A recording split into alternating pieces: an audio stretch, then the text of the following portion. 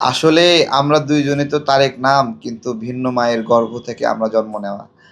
হ্যাঁ? কিন্তু উনি ছোট ভাইয়ের মতো আমাকে মায়া করেন, ভালোবাসেন। আমিও ওনাকে ভালোবাসি। এবং অ্যা আমাদের যে ভালোবাসার সম্পর্ক, এইটা আসলে হঠাৎ করে গণ-অভ্যুত্থানের পরে না।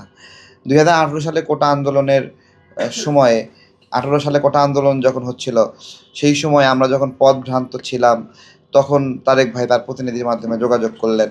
আমাদেরকে শিমুল বিশ্বাস ভাইয়ের কাছে পাঠালেন। সালাউদ্দিন ভাইয়ের সাথে যোগাযোগ করালেন। কোথায় কার কি লাগবে, আন্দোলনে কিভাবে টিকে থাকতে হবে, সেই জায়গায়।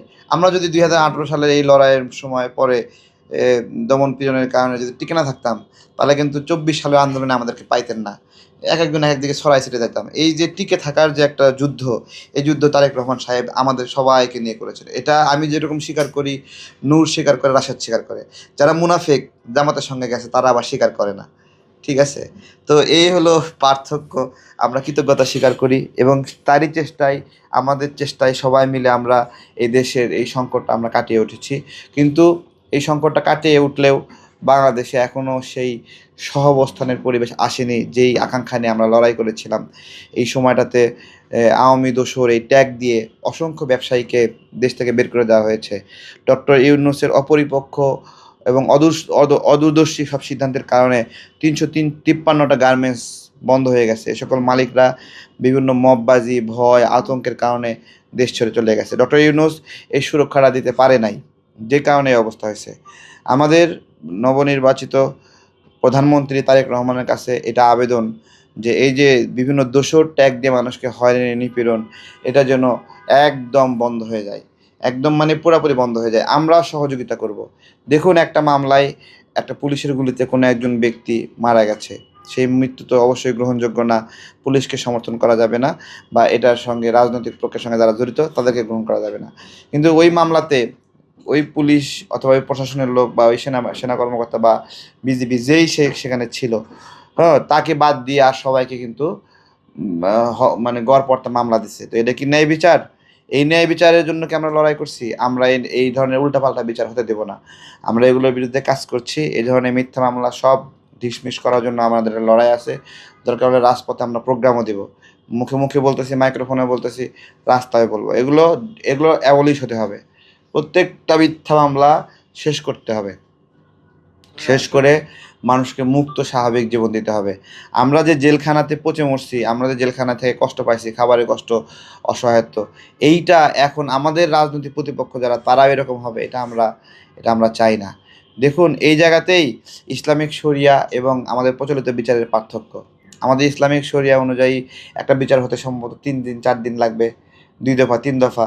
কাজীর সামনে গেছে, সে শুনছে, ২ পক্ষ ৩ পক্ষ শুইনা একটা সমাধান দিয়ে দিছে। ইসলামিক যে শাসন, অনুশাসন, এটাকে অনেকে ভয় আকারে দেখে। আল্লাহ তাআলা তার নিজ বান্দাদেরকে রক্ষা করার জন্য সব বন্দোবস্ত করে গেছে।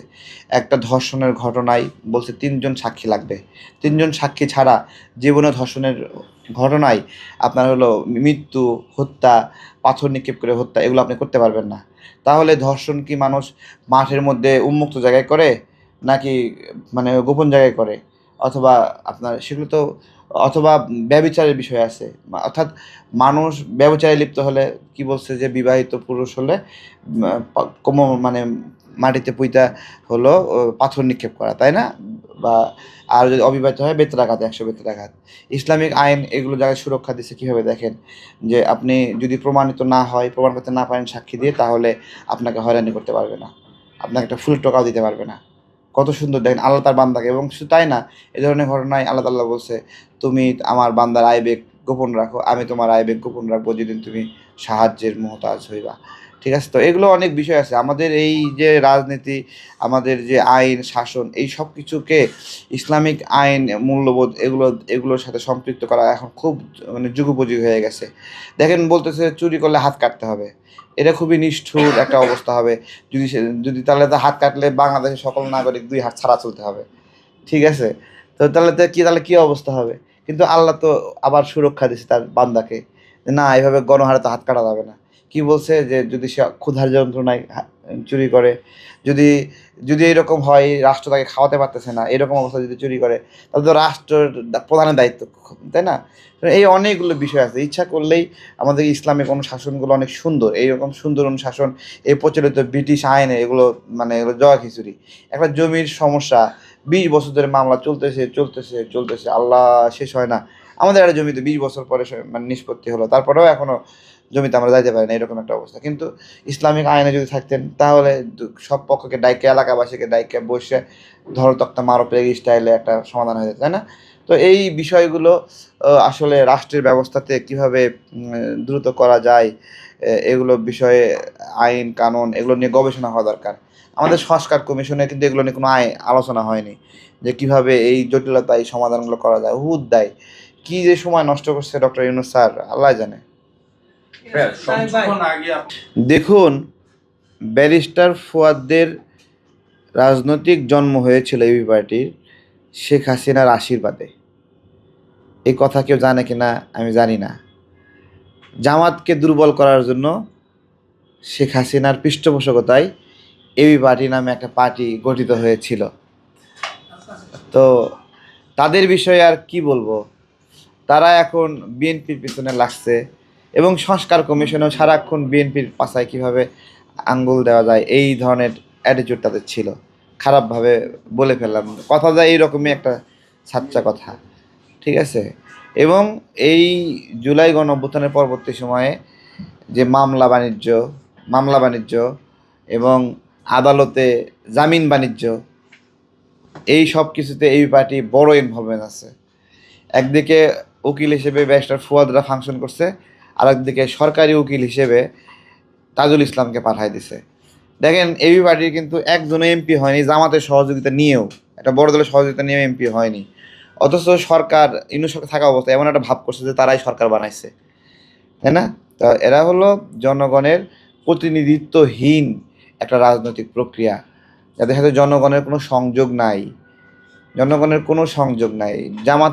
জামাত তাদেরকে যান জীবন দিয়ে হেল্প করছে, তারপরেও নির্বাচিত হতে পারে নাই। অথচ ইউনূস সরকারের চিফ প্রসিকিউটর পদ নিয়েছিল, তাই না? ছিল না?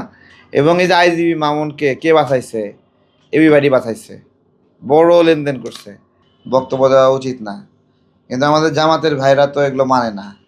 ওরা বলে যে একজন উত্তর দিলেই হয়ে গেল, আর কেউ না। এর মধ্যে বক্তব্য চালাচ্ছে, ফাড়ায় ফেলতেছে মাইক, একবারে মাইক্রোফোনের হর্ন টর্ন, ঠিক আছে? তো এগুলো এখন আমাদের মওদুদির সুন্নত হিসেবে তারা বক্তব্য চালায় যায় মনে হয়, নাকি? হ্যাঁ, জায়েজ, একটা সম্মানবোধ তো আছে, তাই না? তো আর কি দুঃখ প্রকাশ করছি এজন্য।